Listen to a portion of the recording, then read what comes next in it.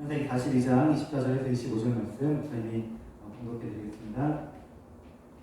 요셉이 그들을 떠나가서 울고 다시 돌아와서 그들과 말하다가 그들 중에서 시므온을 끌어내어 그들의 눈앞에서 결박하고 명하여 국물을 그 그릇에 채우게 하고 각 사람의 돈은 그의 자루에 도로 넣게 하고 또 길 양식을 그들에게 주게 하니 그대로 행하였더라. 아멘. 네, 오늘 요셉 9번째 시간입니다. 우리 형들을 시험하는 요셉이라는 제목으로 우리 말씀 나누겠습니다. 고대 이집트, 그러니까 지금 우리가 애굽을 얘기하고 있잖아요. 근데 애굽은 이제 고대 이집트인데요. 지금의 이집트 그 대륙 아래쪽에, 아프리카 대륙이죠. 그 아프리카 대륙 맨 아래쪽에 있는 남아프리카 공화국에서 최근에 지금 우리 마스크 왜 쓰고 있어요? 코로나 때문에 쓰고 있잖아요. 근데 거기도 지금 코로나로 인해서 국가에서 이제 제재를 가해가지고 이제 사람들이 이제 막 국민들 보고 돌아다니지 못하게 그렇게 했는데 그로 인해서 이제 사람들이 음식을 못 먹게 되자 어느 기업에서 이제 한 8,000개 정도의 식품을 나눠줘가지고 그 식품을 타기 위해서 긴 행렬을 이렇게 줄을 서는 그런 내용이 네이버 뉴스에 이렇게 뜨더라고요. 그래서 목사님이 그 내용을 한번 가지고 와봤는데 우리 첫 0번째 영상, 0번 영상을 보겠습니다.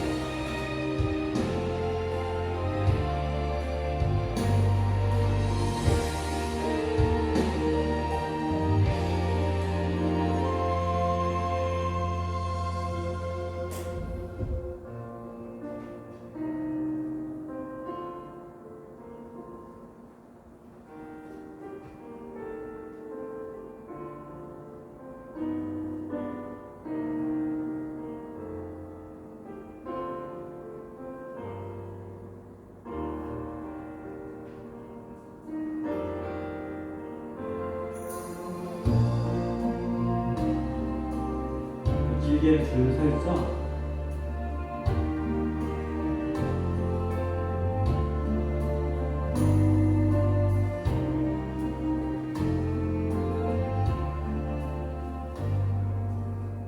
네, 영상을 몇 개도 봐야 돼서 앞에만 키겠습니다.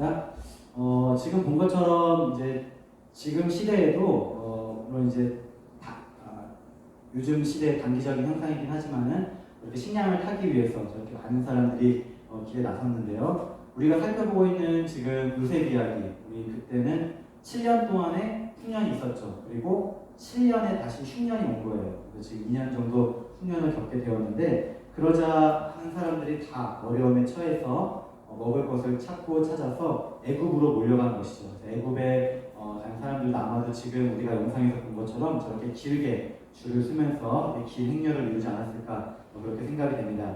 지난 시간에 우리 했던 이야기부터 시작을 하면요, 온 땅에 흉년이 들게 돼서 이제 이스라엘에 있었던 야곱이 누구냐면은 우리 아브라함, 이삭, 야곱.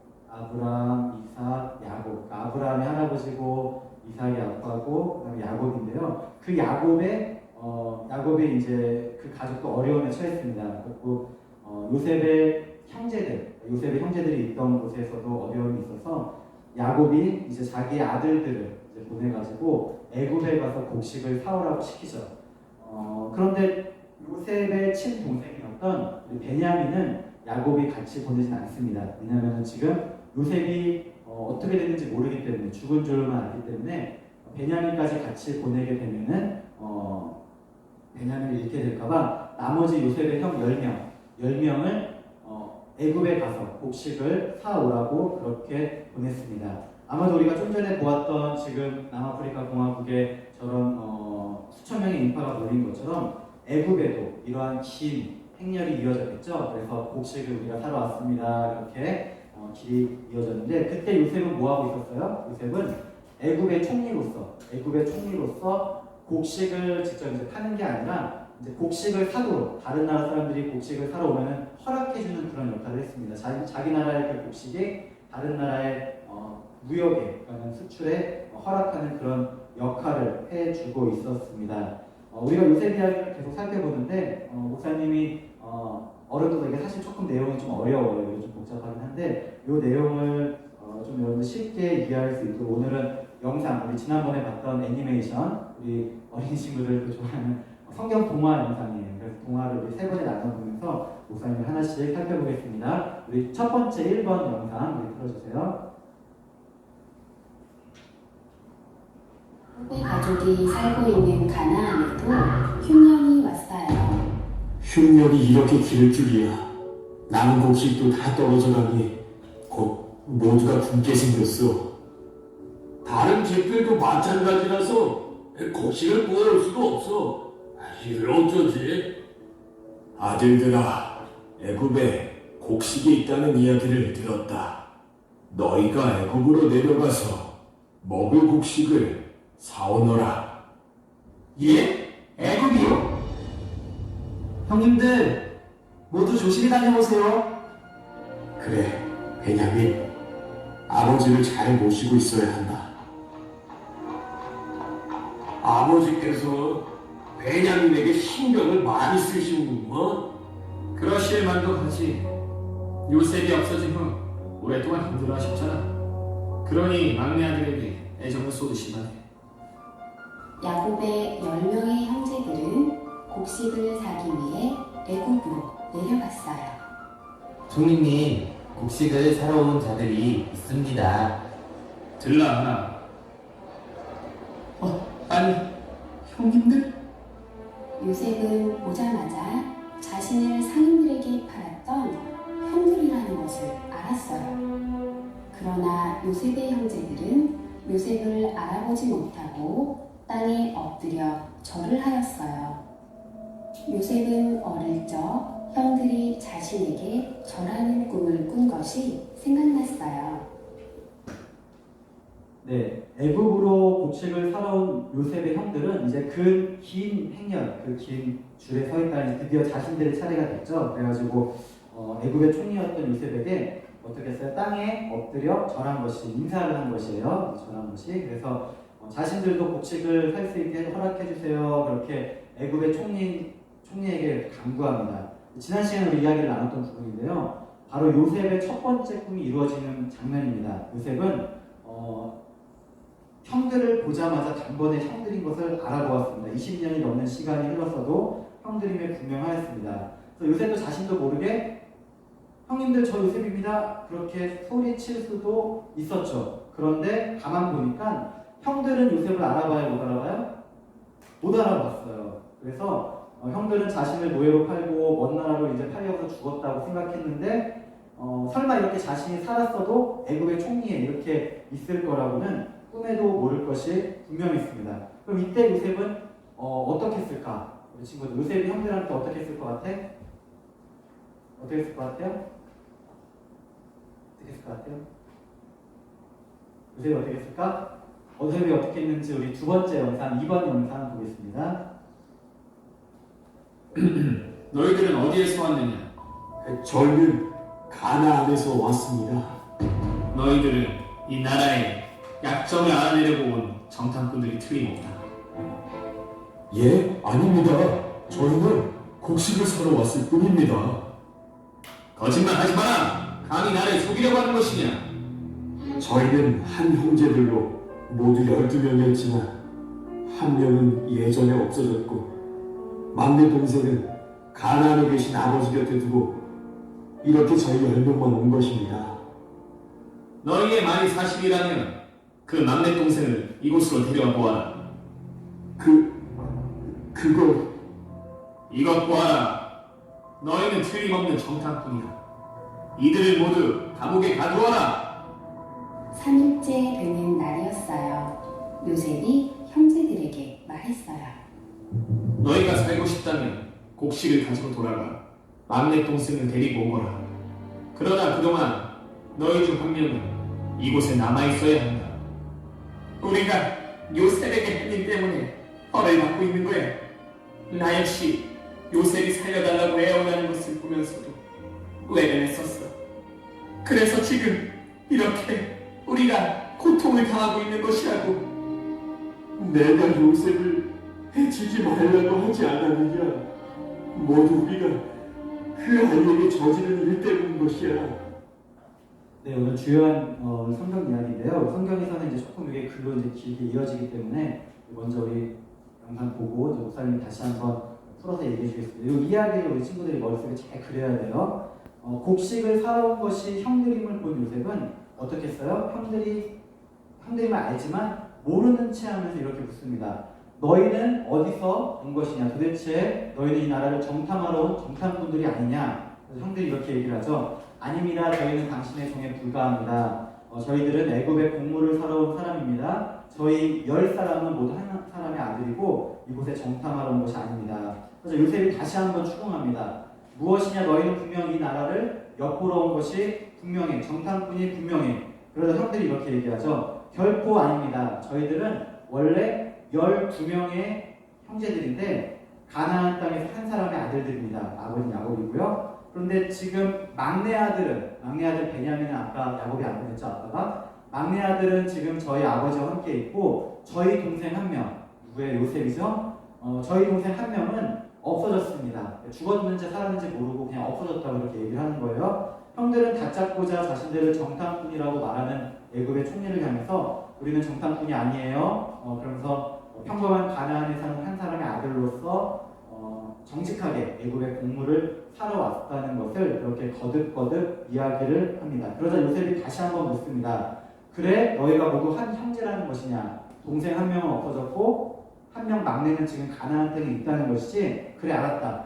그렇다면은 너희가 정탐꾼이 아니라는 것을 증명해 보도록 하여라. 그러면서 뭐라고 얘기하냐면은 너희 말이 사실이라고 한다면은 너희 중 10명은 다 여기 있는데 너희 9명은 지금 여기 다 갇혀 있고 한 명만 지금 너희 집으로 다시 가나안 땅으로 가서 막내 동생을 데리고 오도록 하여라. 아까 그 사이시것이 잘못된 것 같아요. 그냥 막내 동생인데요. 나머지는 모두 이곳에 갇혀 있을 것이다. 만약 너희 막내 동생이 이곳에 오지 않는다면 너희 말은 거짓이고 너희는 이곳에 정탐하러 온 것이 분명하니 그때 모두 죽음을 면치 못할 것이다. 그렇게 요셉은 단호하게 말하고는 이들을 어떻게 했냐면은 3일 동안 감옥에 그냥 가둬둔 것입니다.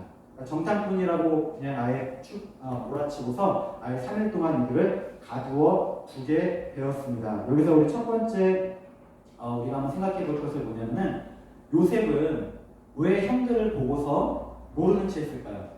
만약에 요셉이 형들이 여기 딱 왔어요. 곡물 사러 온 것을 보고선 아니 형님들 이게 얼마만입니까? 제가 바로 요셉입니다. 우리 그렇게 형님들께서 오해로 받았던 저 요셉이에요. 아버지 잘 계시죠? 그렇게 요셉이 이야기를 했다면 어떻게 됐을 것 같아요? 그럼 어땠을까? 정신? 요셉이 그렇게 형들 알아봤으면 어땠을까? 아마도 형들은 혼비백산에서 막 도망갔을 것입니다. 왜냐하면은 자기들이 옛날에 그렇게 저질러 놓은 잘못이 있는데 그것을 두려워해서 요셉이 저렇게 있으니까 두려워해서 혼비백산에서 도망가든지 아니면은 요셉이 지금 애굽의 높은 자리에 있으니까는 그 요셉을 이용해서 자신들의 뭔가 한 몫을 단단히 챙기려 했을 수도 있을 것입니다. 어쨌든 요셉은 지금 무엇을 궁금하냐면은 형들이 예전에 20년 전에 자신을 그렇게 팔았을 때처럼 여전히 형들이 자신을 적대시하는지 20년 전처럼 자신을 미워해가지고 노예로 팔았을 때처럼 그렇게 나쁜 모습으로 그대로 있는지 모르는 일이었습니다. 그래서 요셉은 형들한테 진짓 모르는 채 하면서 형들을 모르는 채 하면서 이렇게 형들에게 물어본 것입니다. 그래서 이렇게 정탐꾼으로 몰아낸 다음에 이제 형들이 갇힌 지 3일이 지났죠.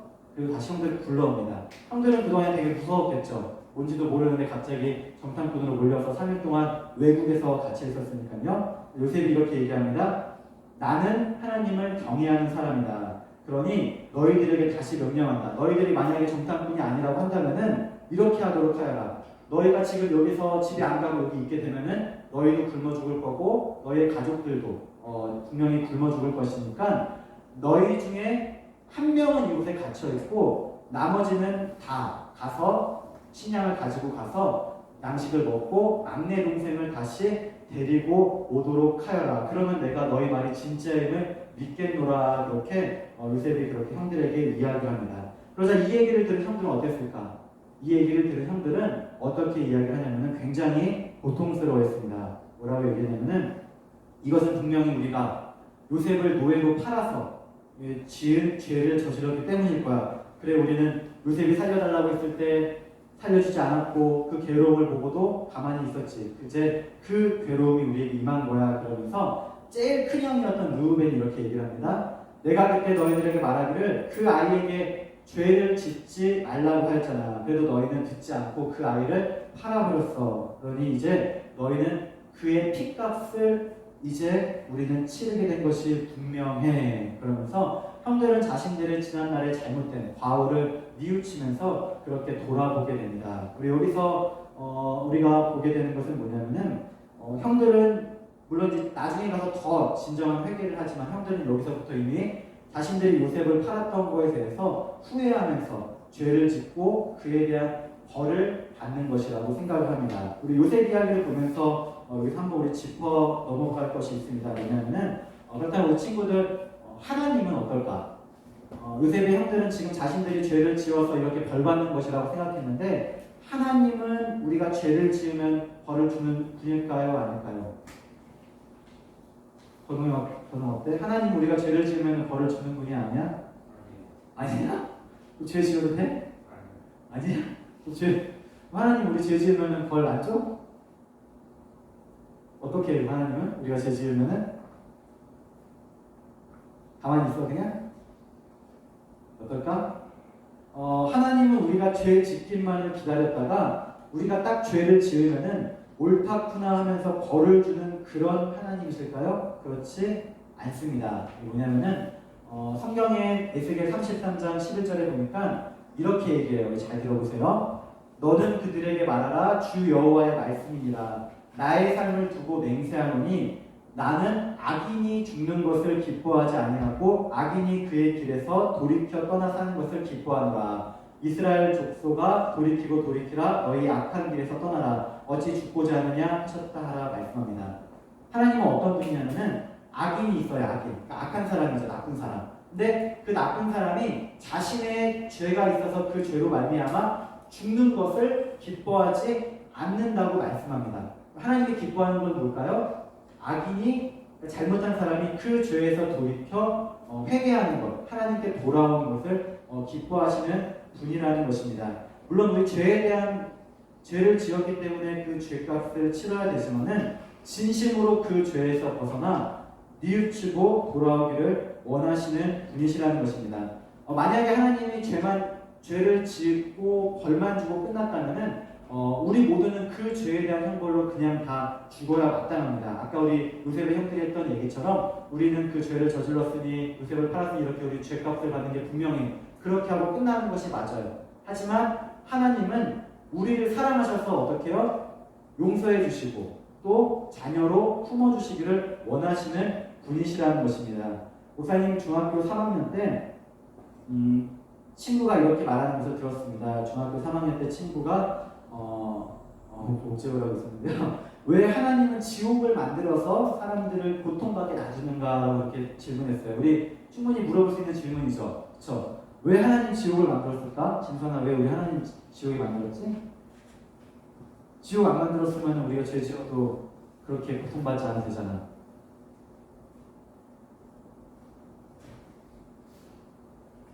우리가 생일 축하 노래 부를 때 혹시 친구들 왜 태어나니 그렇게 부르는 거 알아요? 모르나 왜 태어나니 그렇게 부르기도 하는데 그건 이제 그거랑 같은 의미인 거예요. 왜 하나님은 우리를 태어나게 해서 죄를 지는 사람을 그렇게 지옥에 만들어서 지옥에 보내서 고통받게 하는가? 근데 이것은 사실 하나님을 모르는 이야기입니다. 우리가 잘 아는 요한복음 3장 16절 말씀에 보니까 하나님이 세상을 이처럼 사랑하사 독생자를 주셨으니 이는 그를 믿는 자마다 멸망하지 않고 영생을 얻게 하려 하시리라 말씀합니다. 하나님은 죄 지은 사람들을 벌주고 지옥에 보내려고 이 세상을 만든 것이 아니에요. 그렇게 말하는 사람들은 하나님을 나쁜 하나님으로 몰아가는 것이죠. 오히려 반대로 하나님은 어떤 분이냐면은 우리가 죄를 짓고 벌을 받아야 마땅한 사람들조차도 사랑하셔서, 그러니까 죄 짓고 벌을 받고 악한 사람들조차도 사랑하셔서 이 세상을 사랑하셔서 누구를 이 땅에 보내셨어요? 누구 보내셨어? 누구 보내셨어? 기찬이가 누군가? 기찬이. 하나님이 누구 보냈어? 하나님 아들 누구야? 예수님. 그치. 우리 여기 십자가가 있는데 저 십자가에서 예수님이 피 흘려서 못 박혀 피 흘려서 돌아가셨는데 왜 예수님이 저렇게 십자가에 달려 돌아가셨냐면은 바로 이렇게 죄를 짓고 지옥에 갈 수밖에 없는 그런 사람들을 살려주려고 사랑하셔서 사랑하고 살려주고 죄를 용서해주기 위해서 예수님을 보내주셔서 누구든지 예수님을 믿기만 하면 멸망하지 않고 영생을 얻게 하기 위해서임을 우리에게 말씀해 줍니다. 그래서 하나님은 우리가 죄를 지어도 어떻게 뉘우치고 돌아오기를 원하시는 분이세요. 죄를 지었으니 당연히 죄값을 치르는 건 마땅하지만 그게 끝이 아니라 용서받고 하나님 앞에 나아오기를 원하시는 분이신 것입니다. 요한일서 1장 9절에 만일 우리가 우리 죄를 자백하면 저는 미쁘시고 의로우사 우리 죄를 사하시며 우리를 모든 불의에서 깨끗하게 하실 것이요 말씀해요. 그래서 우리가 하나님 잘못했어요 용서해 주세요 이렇게 기도하고 하나님께 나가면은 어떠한 죄라도 다 하나님은 용서해 주시고 하나님의 자녀로 삼아주시는 분이심을 우리 기억하시기 바랍니다. 이렇게 형들이 절망에 가득 차서 서로 말할 때 요셉은 형들이 하는 얘기를 들었어요? 못 들었어요? 들었죠. 그런데 요셉은 그때 애굽에 있었기 때문에 이집트 언어, 그러니까 그때 당시 고대 이집트어를 했고 형들은 이스라엘 사람이기 때문에 이스라엘 언어를 했죠. 그래서 서로 말이 안 통하기 때문에 중간에 통역을 세워놓고 얘기를 했는데 요셉은 원래 이스라엘 사람이라서 통역이 없어도 다 얘기를 들을 수 있었어요. 그래서 형들이 막 옛날 일을 말하면서 탓하자 그 소리를 들은 요셉은 막 벅차오르는 감정을 억누르지 못했습니다. 우리 어떻게 되는지 세 번째 마지막 영상 보겠습니다. 내가 요셉을 해치지 말라고 하지 않았느냐? 모두 우리가 그 아이에게 저지른 일 때문이야. 후회하는 거죠. 대화를 모두 들은 요셉은 형제들이 있는 곳에서 나와 혼자서 울었어요. 결국 요셉의 형제들은 시므온을 애굽에 남겨두고 요셉에게서 산 곡식을 나귀에 싣고 다시 가나안으로 길을 떠났어요. 네, 형들의 이야기를 들은 요셉은 어떻게 했어요? 그러니까 통역을 하기 전에 이미 다 그걸 알아들었죠. 그 이야기 내용을. 그런데 요셉은 이제 예전 일이 갑자기 생각나면서 아버지 생각, 아빠 야곱 생각도 나고 동생 베냐민 생각이 나서 어떻게 했어요? 요셉이 어떻게 했어요? 막 엉엉 울었죠. 엉엉 슬프게 울면서 한참이 지난 다음에 요셉은 이제 눈물을 닦고서 그들 앞에 나옵니다. 그리고서는 아까 얘기했던 대로 저 사람을 잡아 묶어서 감옥에 가두도록 하여라. 그리고 내가 말한 대로 너희 중 이 한 사람은 요새 잡혀있고 나머지 9명은 집으로 가서 약속대로 너희 막내 동생을 데리고 오도록 하여라. 그렇지 않으면 모두 잡혀 죽을 줄 알아라. 그러면서 요셉은 이렇게 형들 중 한 사람이었던 시므온을 이제 잡아서 결박하고 나머지 형들에게는 이제 곡물을 주어서 집으로 보냅니다. 그리고는 요셉은 자신의 종들에게 가만히 이렇게 명령하죠. 너희는 저들에게 곡물을 담아줄 때, 형들이 곡식 사러 왔었잖아요. 곡물을 담아줄 때 곡물값으로 낸 돈, 형들이 그 곡식값 낸 돈도 다시 도로의 자루에 넣도록 하여라. 그리고 가다가 먹을 수 있는 양식을 더 담아주도록 하여라. 그러면서 형들 몰래 형들의 자루에 곡물도 넣어주고 또 그 돈도 이렇게 넣어주고 또 길 가다가 먹을 양식도 그렇게 담아 주었습니다. 왜 그러냐면은 자기의 가족한테 그렇게 돈을 받고 곡식을 팔 수 없었기 때문에 또 가다가 먹을 양식까지도 그렇게 챙겨준 것입니다. 이렇게 형들을 시험하면서 형들이 이스라엘 언어로 말할 때 요셉은 이렇게 엉엉 울게 되었는데 이미 요셉의 마음에는 무엇이 있었냐면 예전에 형들이 자신을 미워하고 죽이려고 했었고 노예로 팔아서 그렇게 고생을 했잖아요. 근데 요셉은 비록 자신이 누구인지를 감췄지만 아마도 이미 형들을 사랑하고 용서하고자 하는 마음을 가졌음을 알 수 있습니다. 형들이 그렇게 우리가 옛날에 잘못했는데 그러면서 자신들의 그 과오를 돌아보고 잘못했다는 말을 듣고는 그들의 마음이 어느 정도 됐는지를 살펴본 것입니다. 물론 이 뒤에 가서는 이제 좀 더 확실하게 좀 더 다다음주에 더 많이 우리가 봐야 되는데 어쨌든 요셉의 마음에는 형들을 받아주고자 하는 그런 마음, 용서하는 마음이 있었던 것이죠. 우리 요셉 이야기를 통해 오늘 한 번 더 살펴볼 것은 이것입니다. 하나님도 마찬가지입니다. 우리 아까도 얘기했지만 우리가 죄를 짓고 죄값을 치르면서 죽는 것을 하나님은 결코 기뻐하지 않는 분이시죠. 하나님 어떤 분이시라고요? 우리를 사랑하고 용서하시고 품어주시는 분. 물론 우리가 죄를 지으면 그 죄에 대한 형벌은 있어요. 그렇지만 하나님 잘못했어요, 용서해 주세요라고 자백하는 사람에게는 누구든지 하나님이 큰 사랑으로 다 받아주는 그런 분이신 것입니다. 우리 친구들도 이 요셉 이야기를 이제 앞으로 계속 더 한 두세 번 정도 더 볼 것인데 이런 하나님의 마음을 알고 사랑하고 용서하는 우리 그런 친구들이 되기를 바랍니다. 아직 요셉 이야기가 끝나지 않았습니다. 계속해서 이 다음 이야기를 보면서 어떻게 요셉이 형들을 받아주게 되었는지 살펴보도록 하겠습니다. To be continue. 다음 시간에 이어서 보겠습니다. 그럼 기도하겠습니다.